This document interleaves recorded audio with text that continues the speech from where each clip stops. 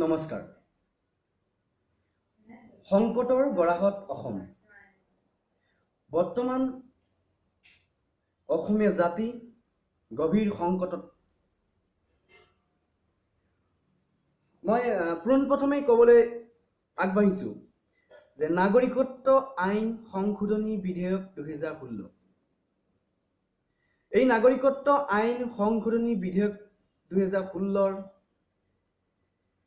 আচলতে কি? এই বিধেয়কখনৰ দ্বাৰা কি বুজাব বিচাৰিছে বা ইয়াৰ প্ৰধান লক্ষ্য কি? কেন্দ্ৰৰ বিজেপি চৰকাৰৰ 2014 চনৰ 31 ডিচেম্বৰৰ ভিতৰত ভাৰতত অনুপ্ৰৱেশ কৰা অমুছলমান বিদেশীসকলক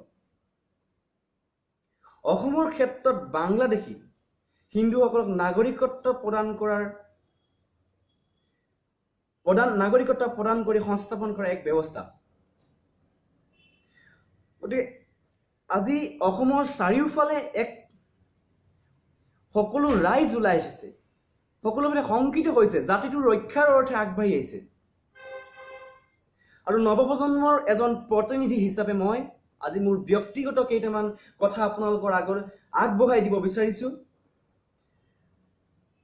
যে এই আইনখন অসমৰ জাতি জনগোষ্ঠীৰ বাবে, অসমৰ জাতীয় জীৱনৰ বাবে অতি ভয়ানক আইন।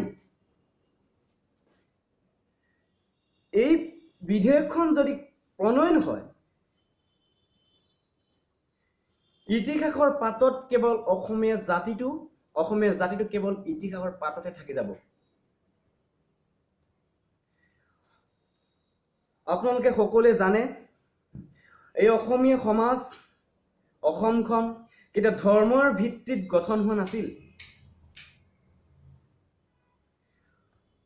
অসমৰ বিদেশী বহিষ্কাৰ আন্দোলন কেতিয়া ধৰ্মৰ ভিত্তিত হোৱা নাছিল। অসমৰ এটা সুকীয়া সংস্কৃতি আছে, অন্য ৰাজ্যৰ এটা পৃথক সংস্কৃতি আছে, অসমীয়া এটা ভাষা আছে, অসমৰ জাতি জনগোষ্ঠী লগ হৈ এটা বৃহত্তৰ অসমীয়া ভাষা আছে। এটা ভাষাই এটা জাতিৰ সৃষ্টি কৰে আৰু এটা ভাষা থাকিলেহে সংস্কৃতি সৃষ্টি হয়। গতিকে এটা সংস্কৃতি সৃষ্টি হ'বলৈ এটা ভাষা লাগিব। গতিকে এটা ভাষা জীয়াই ৰাখিবলৈ সেই ভাষাটোৰ জাতিটোৰ যিসকল মানুহ, সেই ব্যক্তিসকলৰ লোকতে জাতিটোৰ নিৰ্ভৰশীল কৰে। 1971 চনৰ পৰা 2000 চনলৈ বাংলাদেশৰ পৰা হিন্দু মুছলমান প্ৰব্ৰজন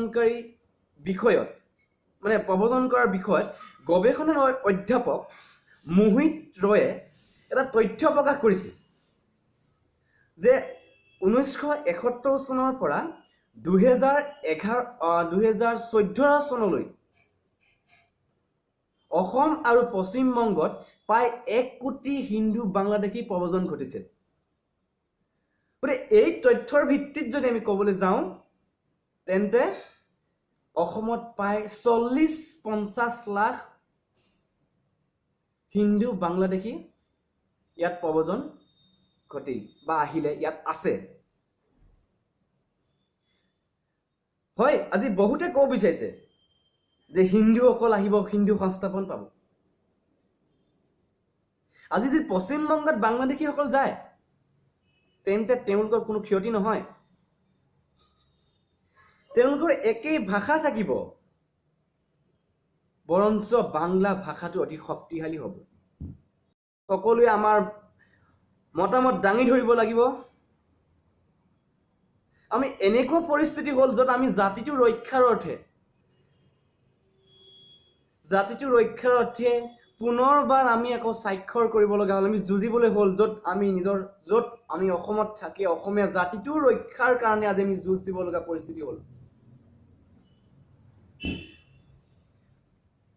অতি তাৎপৰ্যপূৰ্ণ বিষয়, অতি গুৰুত্বপূৰ্ণ বিষয়। আপোনালোকে চাওক যে NRC কাৰ্য 1971 চনৰ ভিত্তি 1971 চনৰ 25 মাৰ্চৰ ভিত্তি কৰি NRC কাৰ্য ইতিমধ্যে প্ৰথম খচৰা প্ৰকাশ পালে।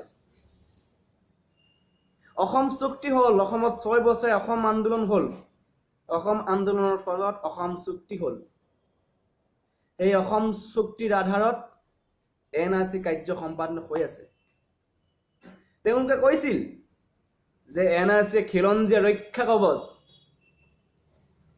ক'ত গ'ল তেওঁলোকৰ আজি এই খিলঞ্জীয়া ৰক্ষা কৱচ দূৰৰ কথা, তেওঁলোকে আহি এই নাগৰিকত্ব আইন সংশোধনী বিধেয়কত উঠি পৰি লাগিছে। তেওঁলোকে হিন্দু হেঁচি সুমিয়াই হ'লেও অসমত এতিয়াতো পলাই আহিছিলে, নিৰ্বাচনৰ ভোট বেংক লৈ আহিছিলে, এতিয়াতো বৈধভাৱে অহা এক যি চক্ৰান্ত চলিছে, এয়া কিন্তু অসমীয়া জাতিটোৰ বাবে, অসমীয়াৰ বাবে অতি ভয়ানক।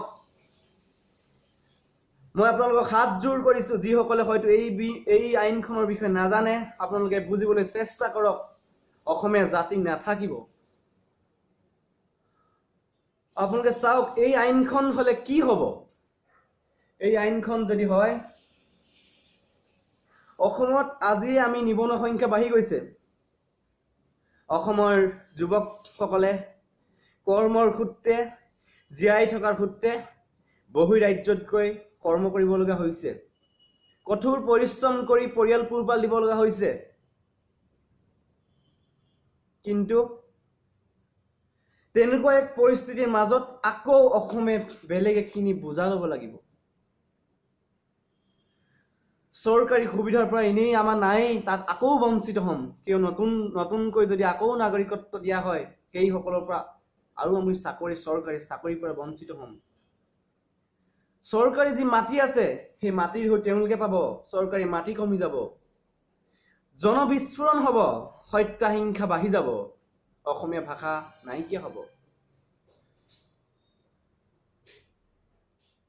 গতিকে অসমীয়া ভাষাটোৰ বাবে এখন শৰাইঘাটৰ যদি অন্তিম ৰণ,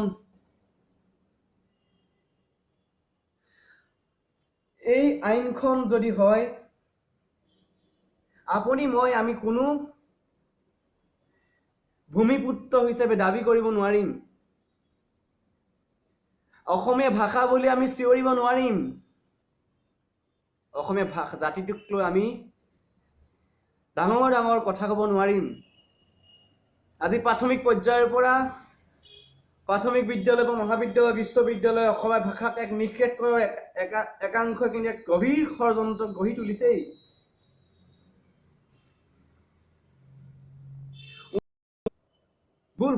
ক্ষমা কৰিব, যি ভাষা আন্দোলন হৈছিল, সেই ভাষা আন্দোলনক বাংলা ভাষা চলিছিল অসমত, অসমীয়া ভাষাটোক জীয়াই তুলিবলৈ যিসকলে নেতৃত্ব দিছিল, যিসকল শ্বহীদ হৈছিল অসমীয়া ভাষাটোক জীয়াই ৰাখিবলৈ।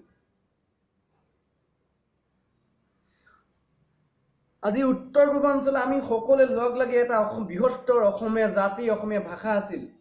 আমি ওচৰ চুবুৰীয়া ৰাজ্যকেইখনৰ হয়তো ভাষাটো আজি নিষেধ কৰি পেলালে। গতিকে এতিয়া আছে আমি অসমত থলুৱা যি জাতি জনগোষ্ঠী সকলোৱে প্ৰত্যেকগৰাকী আপোনালোকে ওলাই আহক, এই আইনখনৰ বিৰোধিতা কৰক, আৰু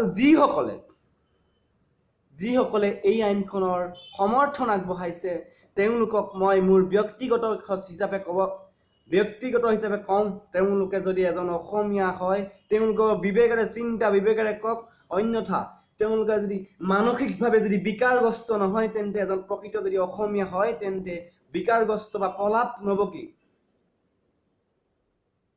এবাৰ অসমীয়া জাতিটোৰ কথা ভাবক, চিন্তা কৰক এবাৰ। গতিকে সেই বন্ধুসকল, সকলোৱে আমি অসমীয়া জাতিটোক ৰক্ষাৰ অৰ্থে আমি জনমত গঠন কৰিব লাগিব। আমি ঐক্যবদ্ধ সংগ্ৰামেৰে কিন্তু অসমীয়া জাতিটো ৰক্ষা কৰিব পাৰিম। অন্যথা আমাক যিসকল ৰাজনৈতিক নেতা মহানেতাসকলে কিন্তু আমাক ৰক্ষা কৱচ দিব নোৱাৰে। গতিকে অন্তিমখন যুঁজত আমি সকলোৱে আগবাঢ়ি আহিব লাগিব। গতিকে মোৰ সকলোলৈ এটা বিনম্ৰ অনুৰোধ, এই আইনখনৰ বিপক্ষে আপোনালোক সকলোৱে থিয় দিয়ক, আগবাঢ়ি আহক, একতাৰে সকলোৰে সমদলেৰে অসমীয়া জাতিৰ ৰক্ষাৰ অৰ্থে সকলোৱে আগবাঢ়ি আহক। জয় অসম। ধন্যবাদ।